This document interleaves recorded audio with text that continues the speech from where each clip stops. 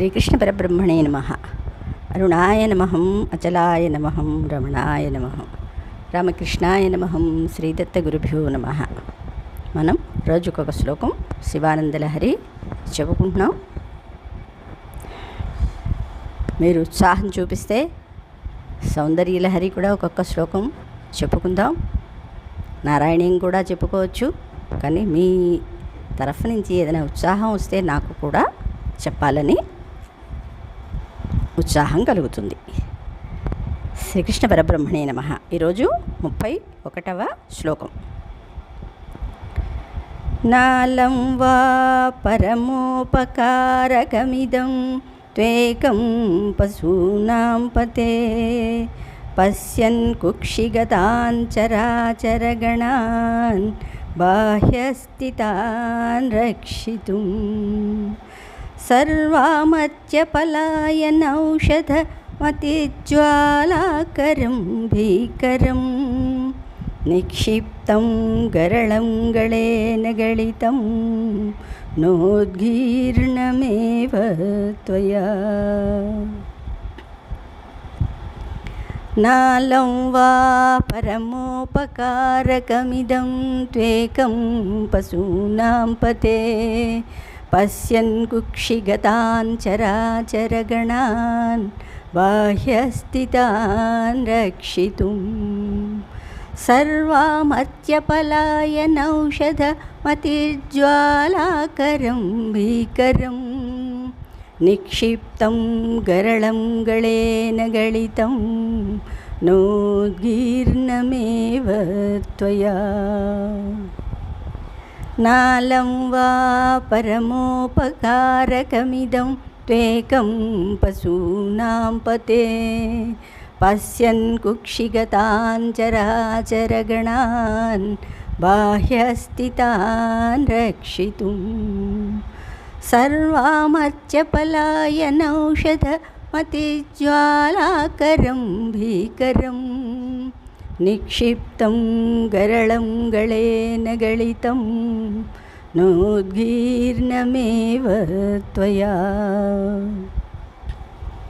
ఇక్కడ శంకరులు పరమేశ్వరుని యొక్క గొప్పతనం గురించి ఇక్కడ చెప్తున్నారు. అర్థం చెప్పుకుందాం. పశు అంటే హే పశూనాం పతే అంటే ఓ భూతనాథ, కుక్షిగతాన్ అంటే కడుపులో ఉన్న చరాచర గణాన్ అంటే స్థావర జంగమ సమూహములు అన్నమాట. ఆయన సృష్టిలో అన్నీ కూడా ఆయన పొట్టలోనే ఉన్నాయి కదా, అందుకని అదే చరాచర గణాన్ అంటే స్థావర జంగమ సమూహములను బాహ్యస్థితాన్ వెలుపలనున్న వారలను రక్షితుం కాపాడుటకు పశ్యన్ ఆలోచించుచు త్వయా నీ చేత అతిజ్వాలాకరం మిక్కిలి తాపము కలుగజేయునది భీకరం భయంకరమును అగు గరళం కాలకూట విషము సర్వామర్త్య అంటే సమస్త దేవతల యొక్కయు పలాయన పారిపోవట అనేది రోగమునకు ఔషధం మందగునట్లుగా గళే కంఠమందు నిక్షిప్తం నిలుపబడినదై విగళితం అంటే మృంగబడలేదు అన్నమాట. అంటే మనం ఏదైనా నోట్లో పెట్టుకుని ఉంటే కడుకుని లోపలికి వెళ్ళిపోతుంది. దాన్ని ఏమైనా మధ్యలో అట్టి పెట్టుకుని మనం ఉంచుకోగలమా? లేం కదా.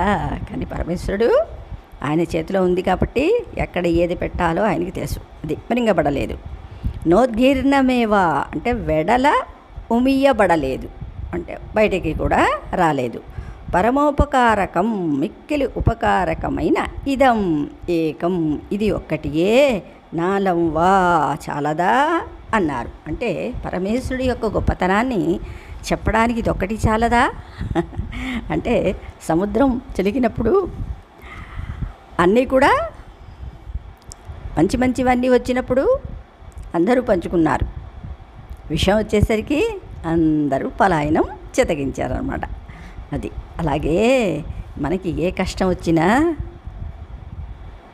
తీర్చేవాడు పరమాత్మ ఒక్కడే అని. సరే, ఇక్కడ చెప్తున్నారు. నిఖిలలో ఒక భయంకరమైన సంతాపకరమైన కాలకూట విషమును చూచి భయపడి పారిపోవు దేవతల నోరడించుటకు గాను నీ కంఠమందే ఉంచుకొని ఉమియక మృంగక వెలుపలి వారలకును కడుపులోని వారలకును బాధ కలగకుండా మహోపకారం నర్చితివి దేవా, నీ మహిమ తెలియుటకి దృష్టాంతరం ఒక్కటి చాలదా అన్నారన్నమాట. అంటే ఏ దేవత కూడా ప్రపంచానికి చెయ్యని మహోపకారం శివుడొక్కడే చేశాడని ఆర్తత్రాణ పరాయణుడు, జగద్రక్షకుడు, ఆపద్బాంధవుడు, మహానుభావుడు అని అనేక పేర్లకు సరిగ్గా తగినవాడు శివుడొక్కడేనని ఈ శ్లోకం ద్వారా శంకరులు నిర్ధారిస్తున్నారు. సహాయం చెయ్యమని కోరినా చెయ్యని వాడిని అహంభావుడు అంటారు. అంతే కదా. సహాయం కోరితే చేసేవాడిని ఆపద్బాంధవుడు, అంటే ఆపదలో ఉన్నవారిని కాపాడుకుంటాడు సహాయం అడిగితే, అవునా, వాడిని ఆపద్బాంధవుడు అంటారు. సహాయం అవసరమని తెలుసుకొని అడగకుండా చేసి ఆదుకునే వారిని మహానుభావులు, అంటే వాళ్ళ పరిస్థితిని అర్థం చేసుకొని వాళ్ళు అడగకుండానే వాళ్ళకి సహాయం చేస్తారన్నమాట. అలాంటి వాళ్ళని మహానుభావులు అంటారు. బాధ్యతలను గుర్తు చేసి చెయ్యమని చెప్తే చేసేవారు కొందరుంటారు. వారికన్నా చెయ్యవలసినవి చెప్పించుకోకుండానే చేసేవారు కొందరుంటారు.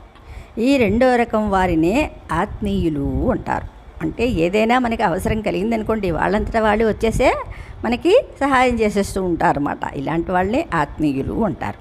అంటే ఆత్మకు దగ్గరగా ఉన్న వాళ్ళని ఆత్మీయులు. ఎంతో ప్రేమ ఉంటే కానీ ఆత్మీయత దృక్పథం రాదు అన్నారు. దేవతలు దానవులు కలిసి క్షీర సముద్రాన్ని మదించారు. జ్వాలలు చిందిస్తూ కాలకూట విషం ఉద్భవించింది. దేవతలు దానవులు హడిలిపోయారు. భయభ్రాంతులతో ప్రయత్నం విరమించి పారిపోదామనుకున్నారు. ఏదైనా మంచి ఫలితం దక్కితే అనుభవిద్దామనుకున్న వారే కానీ ఇలా హలాహలం ఉద్భవిస్తే ఏం చేస్తారు? ఎవరి బ్రతుకు వారు చూసుకునే స్వార్థ ప్రయత్నంలో పడ్డారన్నమాట.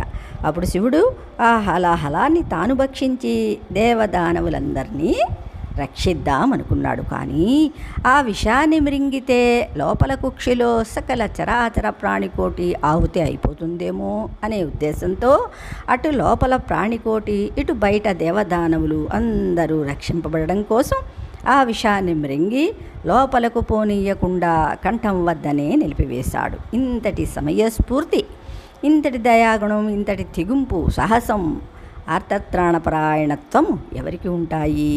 కల్పవృక్షం వస్తేను, కామధేను వస్తేను, లక్ష్మీదేవి వస్తేను ఉచితంగా సంగ్రహించడానికైతే ముందుకు వస్తారు.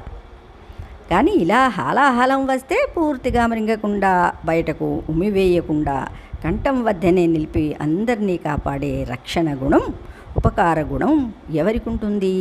ఈ ఒక్క మహోపకార గుణం చాలు శివుడు అందరి దేవతల్లో అగ్రగణ్యుడని చెప్పుకోవడానికి అంటున్నారు శంకరులు అన్నమాట. శ్రీకృష్ణ పరబ్రహ్మణే నమః.